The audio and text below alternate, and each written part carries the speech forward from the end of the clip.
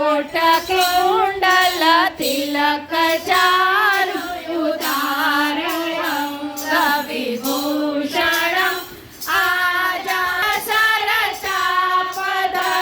सङ्ग्रामजित खरदूषणम् इति वदति तुलसीदास